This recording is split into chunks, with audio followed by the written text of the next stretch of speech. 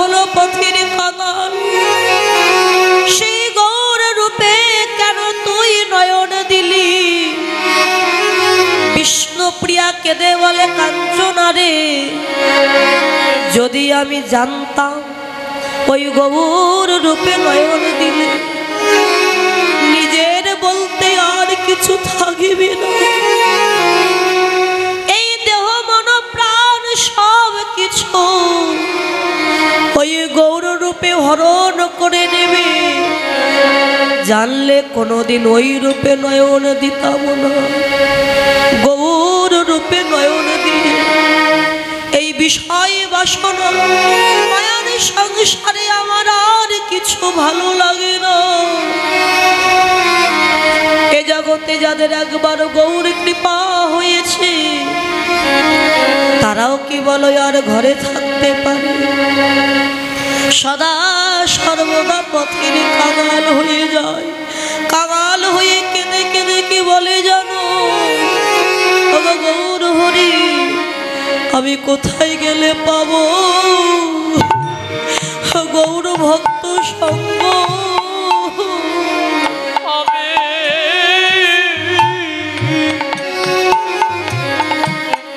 আমি কোথায় গেলে পাবো এই গৌর ভক্ত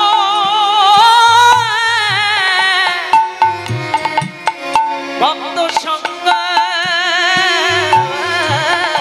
আর মানভীম মানভীম আর থাকে না রে, বলে কোথায় গেলে পাবো এমন গৌর ভক্ত সঙ্গ?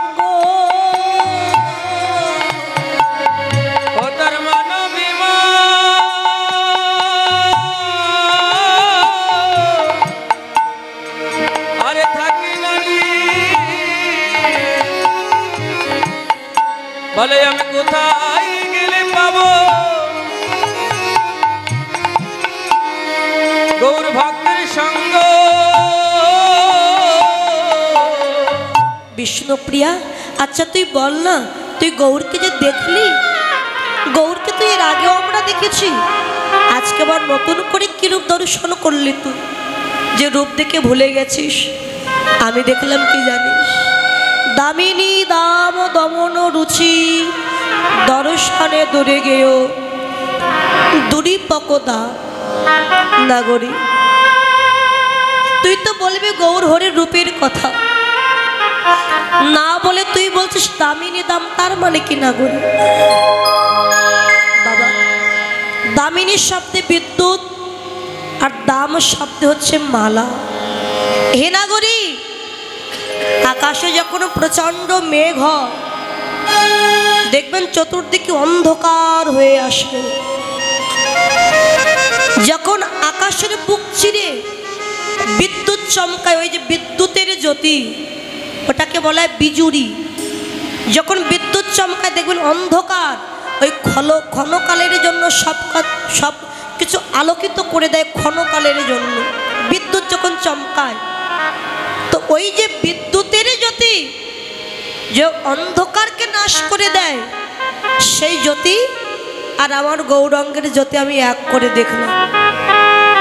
কোনটাই জ্যোতি বেশি? এক করে দেখলাম, দেখে মনে হলো বিদ্যুতের জ্যোতি আমার গৌরাঙ্গের জ্যোতির কাছে কি হয়েছে জানিস? যেন হার মেনেছে,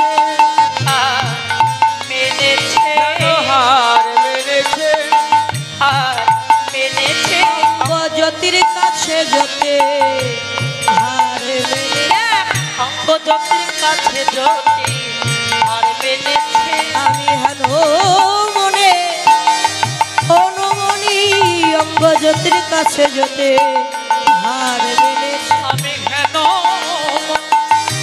অনুমানি অঙ্গ জ্যোতির কাছে জ্যোতি হার মেনেছে।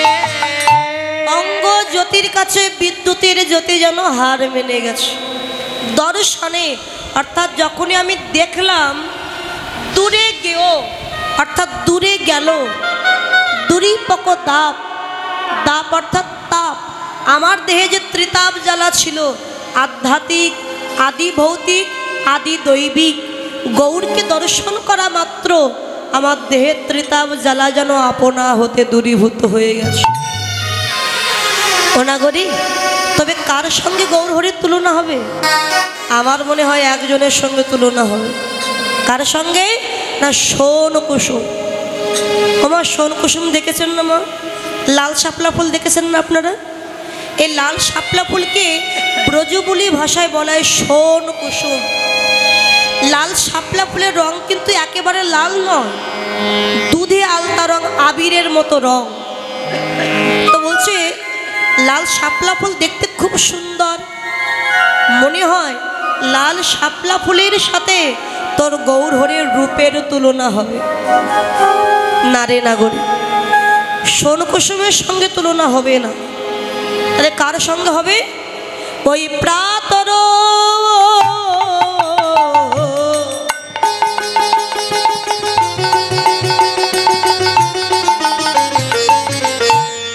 অরুণাশন তাপ রে, প্রাতর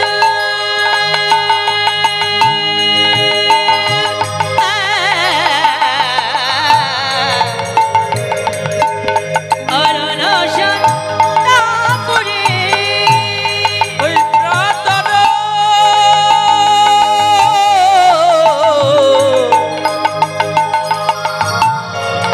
অরুণাশন তাপ রে, যার তুলনা তারই কাছে, যার তুলনা তারি কাছে, বলো তারে কিসে বাগনি, যার তুলনা তারই কাছে। বলি বলো তারে কিসে বাগনি, যার তুলনা তারি কাছে, প্রাতর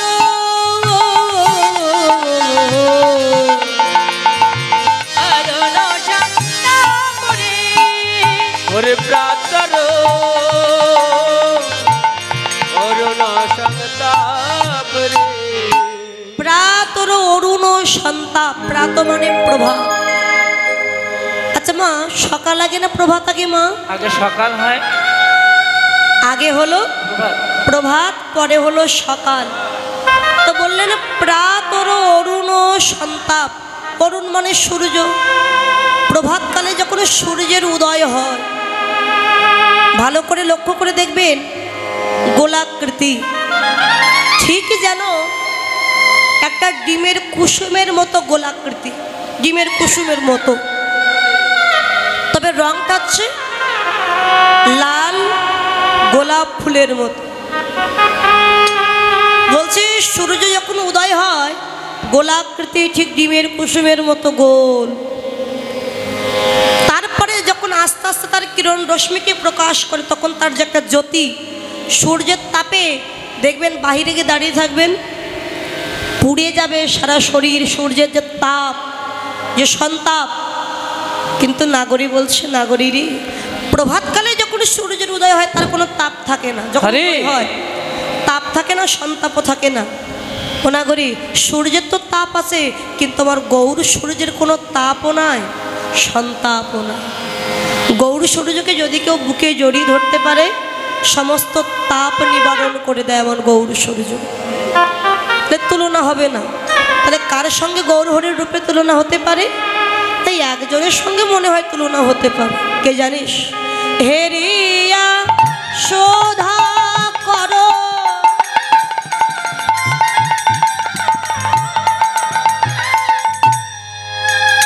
আর মোরছি চরণ তলে, হে রিয়া সুদা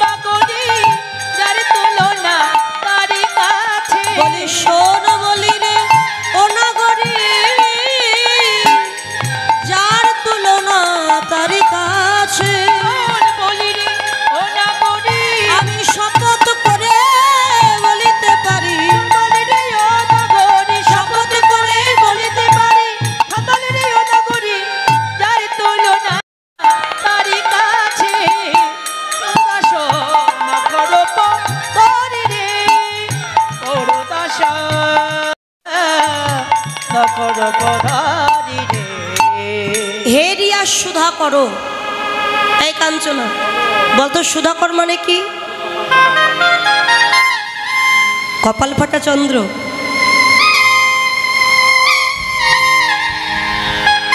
তোমার সুধাকর মানে চাঁদ, তাই না? মা একটু ছোট করে চাঁদের সঙ্গে তুলনা করেছে। তখন নাগরী বলছে, শোন, চাঁদের সঙ্গে কখনো তুলনা হবে না। কেন জানিস? চাঁদের ক্ষয় আছে, অমাবস্যা পূর্ণিমা আছে, পক্ষী আছে, কিন্তু গৌর চাঁদের কোনো ক্ষয় না। চাঁদে কলঙ্ক আছে, কিন্তু আমার গৌর চাঁদের কোনো কলঙ্ক না। চাঁদে কলঙ্ক হলো কেন? না, এই দেবগুরু বৃহস্পতি, তার পত্নী ছিল তারা দেবী। মদন যখন বাণ নিক্ষেপ করেছিলেন, চন্দ্রদেব তখন হিতাহিতে জ্ঞান শূন্য হয়ে গিয়ে নিজের গুরু মা তারা দেবীর রূপে মোহিত হয়েছিলেন, আকৃষ্ট। তাহলে যে গুরু মায়ের উপরে আকৃষ্ট হয়, সে চাঁদের তো কলঙ্ক হবে। চাঁদ যখন আকাশে উদয় হয় বাবা, তার কিরণ রশ্মি দিয়ে জাগতিক জগতের সমস্ত অন্ধকারকে নাশ করে দেয়। কিন্তু মনের অন্ধকার, বনের অন্ধকার আর ঘরের কোণের অন্ধকার কোনোদিন নাশ করতে পারে না। কিন্তু গৌরাঙ্গ চাঁদ কোনো ভাগ্যবান ভাগ্যবতীর এই হৃদয়রূপ আকাশে যদি একবার উদয় হয়, তার দেহাস্থিত শুধু বাহিরের নয়, দেহের মধ্যেও যে অন্ধকার আছে, অন্ধকারকে দূরীভূত করে দিয়ে ভিতর বাহিরে সমানভাবে আলোকিত করে দেয়। নাগরীরে, চাঁদের যে পক্ষ, চাঁদ কত কলা মা? 36। চাঁদ ছিল 16 কলা, কিন্তু বর্তমানে চাঁদ আছে 15 কলা। আর এক কলা আছে মহাদেবের জটার মধ্যে। আপনারা দেখেছেন না, মহাদেবের জটায় অর্ধচন্দ্র আছে। 15 কলা আকাশে, আর এক কলা মহাদেবের জটার মধ্যে। কিন্তু গৌর চাঁদ হচ্ছে 16 কলায় পরিপূর্ণ। 16 কলা, তাহলে কি কি আমার গৌরাঙ্গ চাঁদ? তত্ত্বদর্শী বললেন অষ্টসিদ্ধি। অষ্টসিদ্ধি কি কি? অনিমা, লঘিমা, মহিমা, প্রাপ্তি, প্রাকাম্য, ঈশিতা, বসিতা, কর্মবসায়িতা। হচ্ছে অষ্টসিদ্ধি। আর ষড়ৈশ্বর্য কি কি? ঐশ্বর্য, বীর্য, যশ, শ্রী, জ্ঞান, বৈরাগ্য। 8 আর 6 কত হলো বাবা? 14। বাকি রইল এখনো 2। এক কলায় নবদ্বীপের মাঝে তিনি গৌররূপে হলেন অবতীর্ণ। আর এক কলায় পারিষদ ভক্তগণকে সঙ্গে নিয়ে নবদ্বীপের মাঝে করেন হরিনাম সংকীর্তন। 16 কলায় পরিপূর্ণ গৌরাঙ্গ চাঁদ। দেখুন, চাঁদ তো ছিল 15 কলা, 16 কলা। তবে এখন কেন 15 কলা আছে, এক কলা কেন মহাদেবের জটার মধ্যে গেল? দেখুন, এটা জানতে হলে জানতে হবে চন্দ্রদেবের কাহিনী। চন্দ্রদেবের শ্বশুর মশাইয়ের নাম ছিল দক্ষরাজ। দক্ষরাজের কতগুলো কন্যা ছিল জানেন মা? কতটা? 10 নয়, 20 নয়, 30 নয়, 40 নয়, 50 নয়, 60 জন কন্যা ছিল দক্ষরাজের। এতগুলো কন্যা ছিল বলে তাকে প্রজাপতি দক্ষ আখ্যায়িত করা হয়েছে। এই দক্ষরাজ ছিল ব্রহ্মার মানস পুত্র। এতগুলো কন্যা তার। এই কন্যাগুলোর মধ্য থেকে প্রথমে বড় দিক থেকে শুরু করলেন। প্রথমে 8টি কন্যাকে বিবাহ দিলেন ধর্মরাজের সাথে। সে কন্যাগুলোর নাম কি কি? সাত্তী, পূজা, ধৃতি, তুষ্টি, ক্ষমা, শ্রদ্ধা, মতি আর স্মৃতি। হচ্ছে 8টি কন্যা। তারপরে 11 জন কন্যাকে বিবাহ দিয়েছিলেন একাদশ রুদ্রের সঙ্গে। সেই কন্যাগুলোর নাম কি কি? কলা, কলাবতী, কাষ্ঠা, কালিকা, কলপ্রিয়া, কালিন্দী, ভূষণা, প্রল্লচভূষণা, সুখী, দুনো, দয়ানু। এখন 8 আর 11 কত হলো মা? 8 আর 11 কত হলো? 19। 19।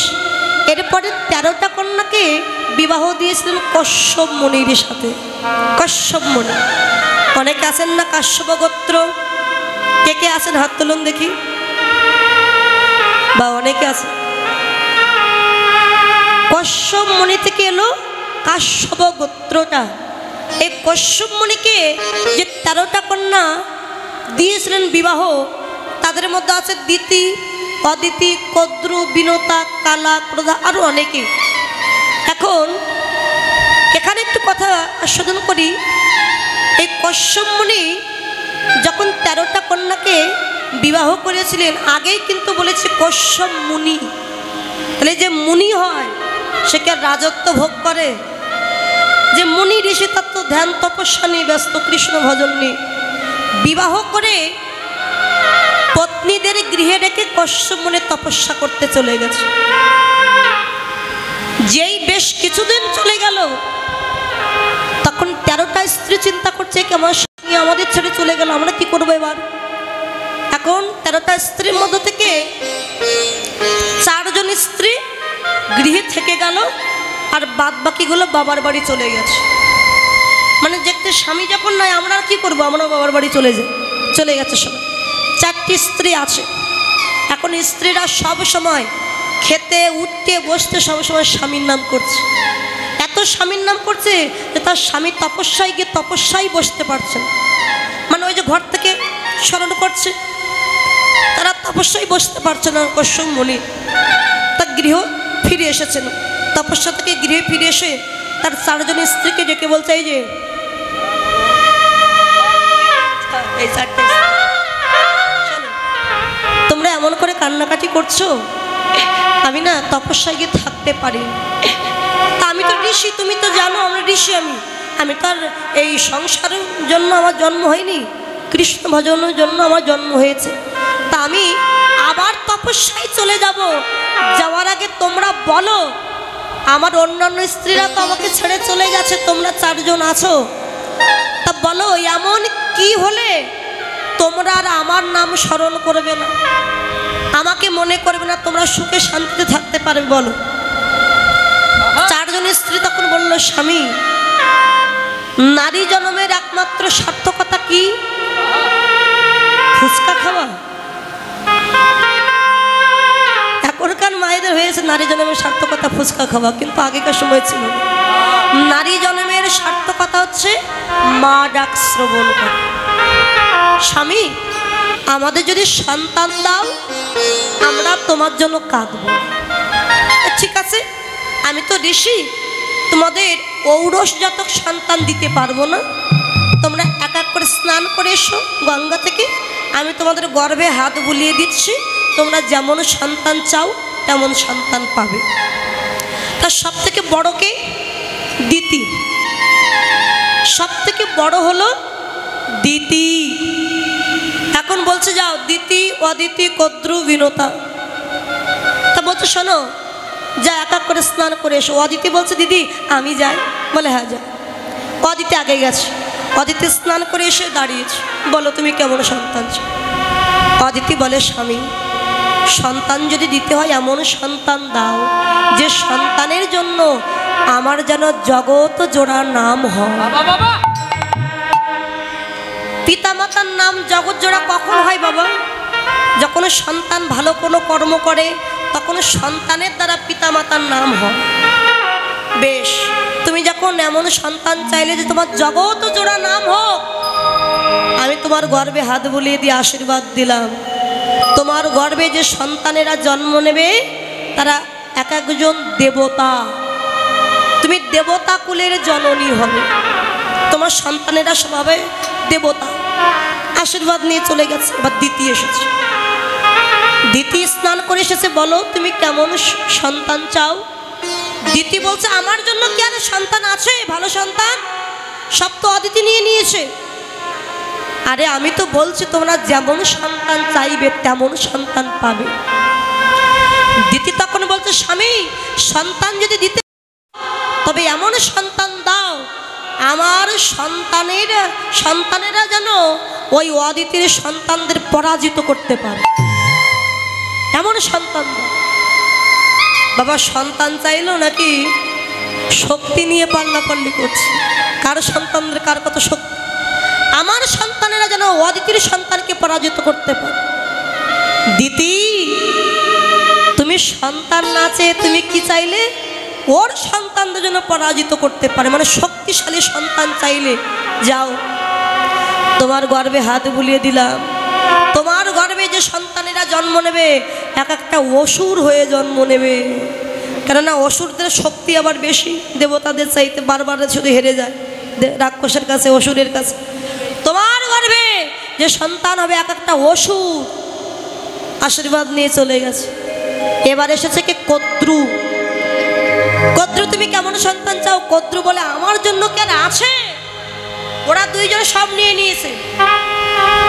আরে তুমি চাও না, তুমি যেমন সন্তান চাইবে তেমন সন্তান দেব। কদ্রু তখন মনে মনে চিন্তা করছে, দাঁড়াও মজা দেখাচ্ছে, তোমরা ভালো সন্তান নেবে আর মনে করছে আমার সন্তানের দেহে কোনো শক্তি থাকবে না। স্বামী, আমায় এমন সন্তান দাও, আমার সন্তানদের দেখে শুধু বড়দির সন্তান নয়, মেজদির সন্তান নয়, সারা জগতের জীব যেন আমার সন্তানদের দেখে ভয় থরথর করে কাঁপে, কেমন সন্তান আমায় দাও। কশ্যপ মুনি বলেন, তাই হবে। তোমার গর্ভে যে সন্তানেরা জন্ম নেবে তারা মানুষ নয়, এক একটা সর্প হয়ে জন্ম নেবে। আচ্ছা বাবা, যে যতই মহারথী হোক না কেন, যত শক্তিশালী হোক না কেন, কি সাপ দেখলে ভয় লাগে না? এখানে যদি একটা বিষধর সর্প এসে ফোনা তুলে দাঁড়ায়, এখানে কীর্তন আমি আর কীর্তন করবো বলুন? আমি এক লাফে বাসায় চলে যাব। বলে আমার সন্তান যদি সারা জগতে যেন সবাই ভয় পায়, তাই হবে। তোমার গর্ভে সর্পকুলের জন্ম হবে। তিনজন স্ত্রী চলে গেছে, এরপর এসেছে কে? বিনতা। আর কশ্যপ মুনি আদর করে বিনতাকে বিনু বলে ডাকতে। দেখছে ওই বিনু ওই যে দূরে দাঁড়িয়ে অঝর ঝরায় কাজ। কশ্যপ মুনি ডাক দিয়েছে, বিনু। সবাই তাদের মনের মতো সন্তান চাইলো, তুমি দূরে দাঁড়িয়ে কাঁদছো কেন? বলো তুমি কেমন সন্তান চাও? বিনতা তখন কশ্যপ মুনিকে ডেকে বলে, স্বামী গো, ও স্বামী, সত্যি যদি সন্তান দিতে হয়, আমি বড়দির মতো সন্তান চাই না, আমি মেজদির মতো সন্তান চাই না, আমি শেষদির মতো সন্তান চাই না। যদি সত্যি সন্তান দিতে হয়, একটা কৃষ্ণ বলা পাখি তুমি আমায় দিয়ে দাও। একটা কৃষ্ণ বলা পাখি তুমি আমায় দিয়ে দাও। তুমি আমায় দিয়ে সে যেন কৃষ্ণ বলে কাঁদিতে পারে। কৃষ্ণ বলা পাখি তুমি আমায় দিয়ে দাও। সে যেন কৃষ্ণ বলে, কৃষ্ণ বলে কাঁদিতে পারে। একটা কৃষ্ণ বলা পাখি তুমি আমায় দিয়ে দাও। কশ্যপ মুনি বললেন, ওগো বিনতা, তুমি তো শক্তিশালী সন্তান চাইলে না, তুমি চাইলে তোমার গর্ভে যেন কৃষ্ণ বলা সন্তান জন্ম নেয়, কৃষ্ণ বলা পাখি চাইলে। তাই আমি তোমায় আশীর্বাদ করলাম, তোমার গর্ভে স্বয়ং গরুর পক্ষের জন্ম হবে। আর এই গরুর পক্ষে কৃষ্ণ ভক্ত হয়ে, হরি ভক্ত হয়ে যে সারা জীবনটা নারায়ণের চরণ সেবায় লেগে যাবে। যে গরুরের জন্য সবাই তোমায় ধন্য ধন্য বলবে, যে গরুর কৃষ্ণ ভক্ত হয়ে, হরি ভক্ত হয়ে, আবার নারায়ণের বাহন গরুর নয়, গরুর পক্ষী, সারা জীবন সে নারায়ণের চরণ সেবায় লেগে গিয়েছে। তাই সন্তান যদি চাইতে হয়, কৃষ্ণ বলা সন্তান চাও, শক্তিশালী সন্তান নও। এই যে 13টা স্ত্রীটা, 13 আর আগে ছিল 19, তাহলে হলো কত বাবা? 32।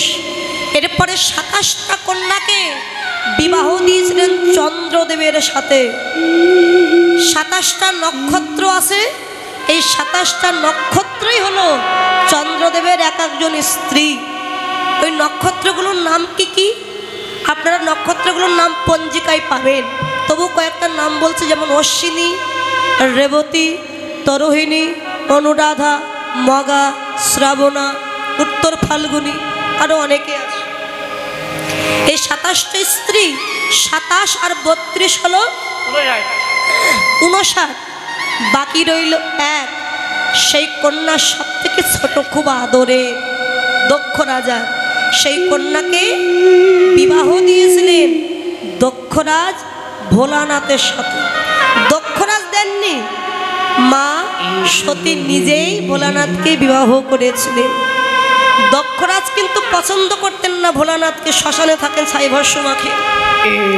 এখন চন্দ্রদেব কি করলেন? 27টা স্ত্রীকে বাবা গৃহে নিয়ে চলে গেলেন।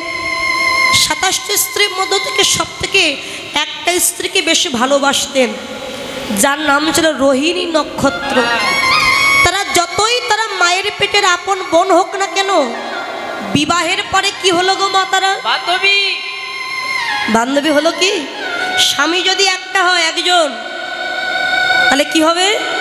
সতীন হবে। তখন 26টা মেয়ে দেখছে আমাদের স্বামী রোহিণীকে বেশি ভালোবাসে, আদর যত্ন করে, ওর সাথে বসে গল্প করে, আমাদের তো ভালোবাসে না। এই বোন চল আমরা বাবার কাছে গিয়ে নালিশ করি।